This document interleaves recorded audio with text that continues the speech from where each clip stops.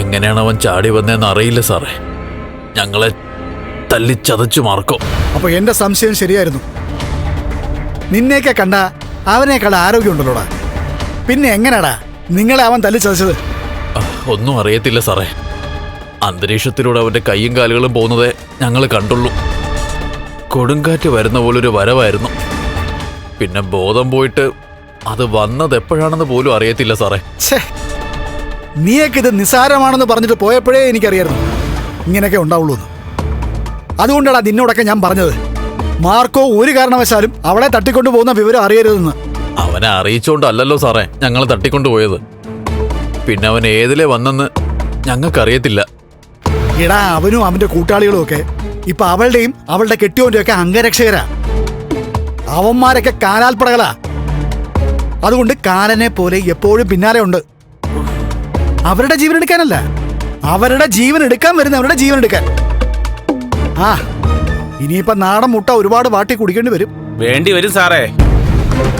കുരുമുളകിട്ട പച്ചമുട്ട തന്നെ കുടിക്കേണ്ടി വരും. ആ കുടിക്ക്. കാശ് ഒരുപാട് കയ്യിലുണ്ടല്ലോ, അതിനി തിരിച്ചു തരത്തില്ലല്ലോ സാറേ. ബാക്കിയും കൂടെ തരണേ സാറേ. ഓ തരാടാ, തരാം. എന്റെ വായിരിക്കുന്നൊന്നും കേൾക്കരുത് നീ. സാറേ, കൂടുതൽ ചൂടായാലേ ഞങ്ങളെ കാണാൻ പോലീസ് വരും. എന്താ സംഭവിച്ചെന്നറിയാൻ. ഹോസ്പിറ്റലിൽ നിന്ന് പോലീസിനെ വിവരം അറിയിച്ച് കാണുമല്ലോ. അപ്പോ ഞങ്ങൾ നടന്ന അങ്ങ് പറയും. പിന്നെ മാർക്കോയുടെ വിവരം പറയും.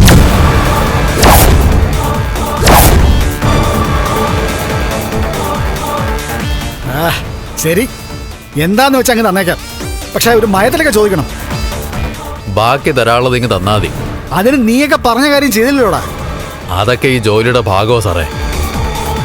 ചിലപ്പോ നടക്കും, ചിലപ്പോ നടക്കില്ല. നടന്നാലും നടന്നില്ലെങ്കിലും ഞങ്ങളുടെ മേല് നൊന്താൽ ഞങ്ങൾക്ക് അതിനുള്ള നഷ്ടപരിഹാരം തരണം. ഇല്ലെങ്കിൽ അതിന്റെ 10 ഇരട്ടി നഷ്ടം സാറിനുണ്ടാവും.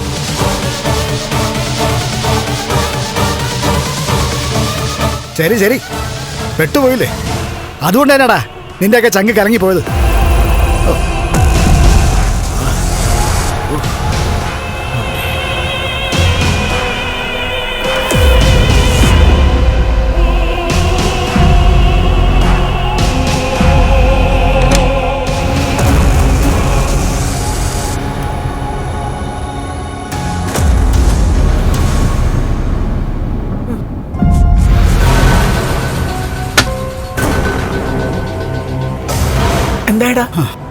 എന്തായി? നമ്മള് പ്രതീക്ഷിച്ച പോലെ തന്നെയാണ് അമ്മേ കാര്യങ്ങൾ വന്നത്. അവളുടെ അംഗരക്ഷകൻ തന്നെയാ ഇവിടെ കിടക്കുന്നവന്മാർക്ക് അംഗവൈകല്യം ഉണ്ടാക്കിയത്. അംഗരക്ഷകനോ? ആരാ അമ്മേ? അവളുടെ കെട്ടിയോന്റെ ഒക്കെ അംഗരക്ഷകൻ ആരാ? മാർക്കോ. അവൻ തന്നെ ഇവന്മാരെ പഞ്ഞിക്കിട്ടത്. നിന്റെ പേരെങ്ങാനും അവന്മാരാ മുട്ടാളിനോട് പറഞ്ഞോടാ? പറഞ്ഞിട്ടില്ലെന്നാ പറഞ്ഞേ. എത്രയും പെട്ടെന്ന് നമുക്ക് ഇവിടുന്ന് പോകാൻ നോക്കാം. ആശുപത്രിയിലായതുകൊണ്ട് തല്ലുകൊണ്ടാലും ചാകത്തൊന്നും ഇല്ലെന്ന് അവനറിയാം. അതുകൊണ്ട് ചിലപ്പോ വന്നു തല്ലി ചതച്ചെന്നും വരും. ഒരുത്തൻ ഇപ്പോഴും വീൽ ചെയറില്ല, ആ വാമദേവൻ. ഇനി അതിന്റെ കൂടെ നമുക്കും ആ അവസ്ഥ ഉണ്ടായാലേ ചിരിക്കാൻ ആൾക്കാർ ഒരുപാടുണ്ടെന്ന് ഓർമ്മ വേണം. മേഘം പറയുന്ന ഒരു കാര്യം ശരിയാ. ഈ മാർക്കോയെ തീർക്കാതെ നമ്മൾ വിചാരിക്കുന്ന പോലെ കാര്യങ്ങളൊന്നും നടക്കില്ലമ്മേ. എടാ, അവനെ തീർക്കാൻ നോക്കിയാലേ അവൻ നമ്മളെ തീർക്കത്തേ ഉള്ളടാ. അത് ഇനിയും നിനക്ക് മനസ്സിലായില്ലേ? എടാ, അവനൊക്കെ സാത്താൻ കൂടിയ ജന്മമാടാ. അതുകൊണ്ടാണ് ലക്ഷ്മിക്ക് അതുപോലെയുള്ളവന്മാരെ കൂട്ടുകിട്ടിയത്.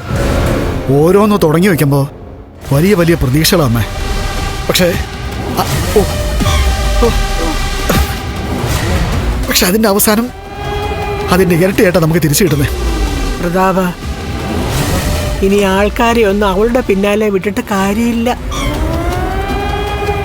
എടാ പ്രതാപ, അവൾക്ക് 5 വയസ്സുള്ളപ്പോൾ അവൾക്ക് കിട്ടിയ ആ അയ്യപ്പന്റെ ശക്തി അവളുടെ ശരീരത്തിൽ നിന്നും മനസ്സിൽ നിന്നും ആവാഹിച്ച് കളയാതെ അവളുടെ ദേഹത്ത് ഒരു തുള്ളി മണ്ണ് നുള്ളിയിടാൻ പോലും നമുക്ക് പറ്റത്തില്ലടാ പ്രതാപ.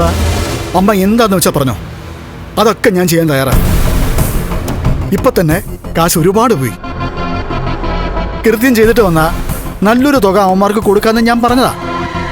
എന്നിട്ട് അതിപ്പോ അവന്മാർക്ക് വേണമെന്ന്. അതിന് നീ അഡ്വാൻസ് കൊടുത്തതല്ലേ? അതൊന്നും പോരെന്നമ്മേ, ബാക്കിയൂടെ കൊടുക്കണമെന്നാ പറയുന്നേ. കണക്കായിപ്പോയി. എടാ, അവന്മാര് നല്ല ഗുണ്ടകളൊന്നും അല്ലടാ. അങ്ങനെ ആയിരുന്നെങ്കിൽ പൈസ ചോദിക്കില്ലെന്ന് മാത്രമല്ല, ചിലപ്പോ മുൻകൂറായിട്ട് നമ്മളോട് വാങ്ങിച്ച തുക അവര് തിരിച്ചു തന്നേനെ. അമ്മേ, അത് തിരിച്ചു വേണ്ട.